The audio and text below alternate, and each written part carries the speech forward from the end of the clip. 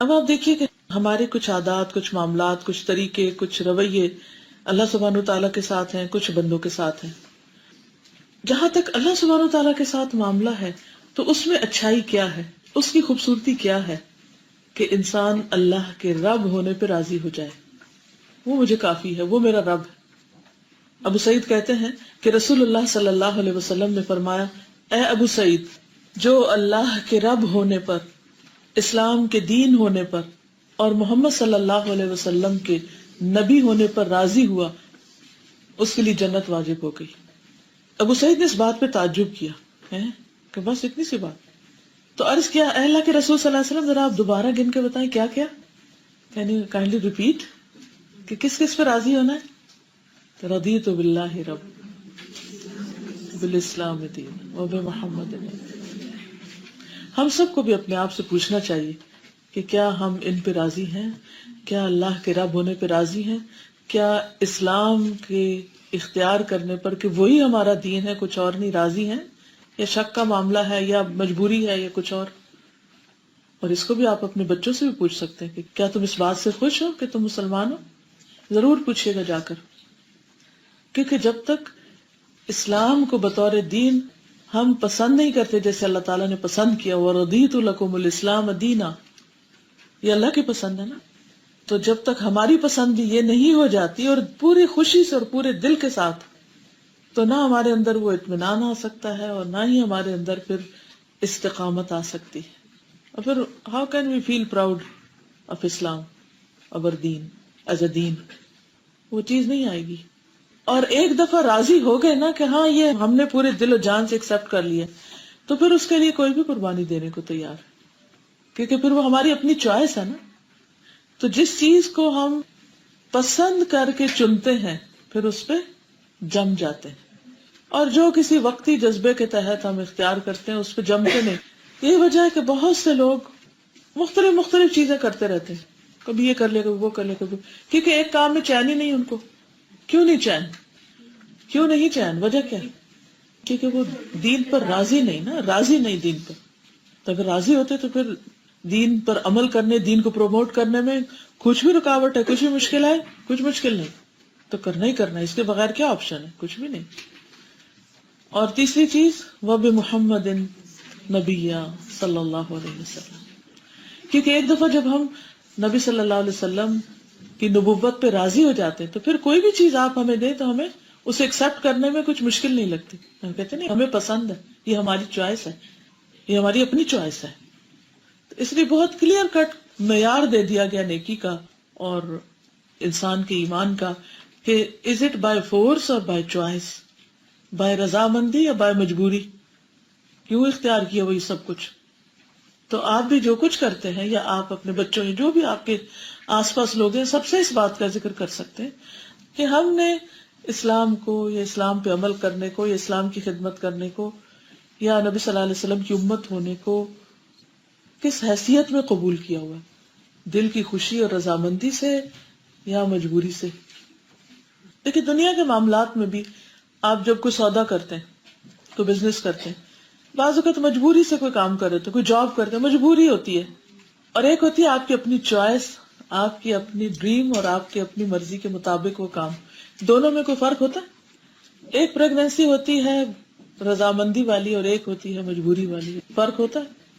کوئی بھی چیز، چاہے کوئی جاب ہو، چاہے کوئی بزنس ہو، چاہے پریگنینسی ہو، چاہے کوئی شادی کا معاملہ ہو، ایک شادی ہے رضامندی کے ساتھ اور ایک ہے مجبوری، چوائس ہی نہیں ہے، تو پورا ایٹیٹیوڈ بدل جاتا ہے انسان کا. اسی طرح جو لوگ دین کی خدمت کا کام بھی اپنی چوائس کے ساتھ کرتے ہیں اور جو مجبوراً کرتے ہیں، بہت فرق ہے. جب چوائس کے ساتھ کرتے ہیں تو آپ پورے دل و جان کے ساتھ، پھر آپ کو کچھ اور سوچتا ہی نہیں. اور اگر مجبوراً کہ اب کیا کہیں گے لوگ یا پھر کیا ہوگا یا اب کرنا ہی ہے، پھر وہ لطف نہیں آتا، اس میں حسن نہیں آتا. تو حسن الخلق، خوبصورت اخلاق، خوبصورت رویہ اسی وقت ہوتا ہے، کسی بھی چیز میں خوبصورتی اس وقت آتی ہے جب اس کو دل و جان کے ساتھ لیا جائے، اپنی چوائس کے ساتھ لیا جائے. تو یہ سوال آپ کو اپنے آپ سے پوچھنا ہے کہ میں اسلام کو ایک بوجھ کے طور پہ اٹھائے ہوئے ہوں یا پھر اپنی چوائس کے ساتھ لیے ہوں. اب دیکھیے کہ جو لوگ بائی برتھ مسلمان ہوتے ہیں ان کا اسلام اور جو لوگ بائی چوائس مسلمان ہوتے ہیں، ایکسپٹ کرتے ہیں، ان میں کوئی فرق ہوتا ہے؟ بعض اوقات وہ کتنے آگے نکل جاتے ہیں اور کسی چیز سے نہیں ڈرتے، لا یخافون لومۃ لائم، اور آگے نکلتے چلے جاتے ہیں. اور اس کے برعکس وہ لوگ جو اس لیے مسلمان ہے کہ مجھے مسلمان ہونا پڑ رہا ہے کیونکہ ماں باپ ماریں گے اگر نہیں مسلمان بنیں گے، یا اللہ تعالیٰ سے تھوڑا بہت ڈر لگا تو کہا چلو ٹھیک ہے، یہی اسی میں کمفرٹیبل ہے کیونکہ ہمارے انوائرمنٹ میں سارے یہی کرتے ہیں تو ہم بھی یہی کر لیتے ہیں. تو ہمیشہ انسان کو کوئی بھی چیز کرنے سے پہلے اچھی طرح سوچ سمجھ لینا چاہیے، اور سوچ سمجھ کے ایک دفعہ جب کہا قل آمنت باللہ ثم استقم، تو پھر انسان جم جائے، بس ٹھک جائے اس پر. آندھی ہو، طوفان ہو، سردی کا موسم ہو، سخت گرمی ہو، جم جائے. پھر جب ہم اللہ کے رب ہونے پہ راضی ہو جاتے ہیں تو اس کے بعد اللہ تعالیٰ کے احکام ماننے میں کوئی تنگی نہیں رہتی، انسان کا دل تنگ نہیں ہوتا، چاہے نماز کا وقت ہو، روزہ ہو، زکوٰۃ ہو، کھلے دل سے سب کچھ کرنا. تو اپنے آپ سے سوال کیجئے کہ جب نماز کا وقت آتا ہے تو میرے دل کا حال کیا ہوتا ہے؟ اچھی سے پڑھتی ہوں، خوشی سے پڑھتی ہوں، حسن لانا نا، حسن اخلاق، حسن معاملہ، یا بوجھ سمجھ، انجوائے کرتی ہوں یا نہیں، ٹھنڈک ملتی ہے یا نہیں.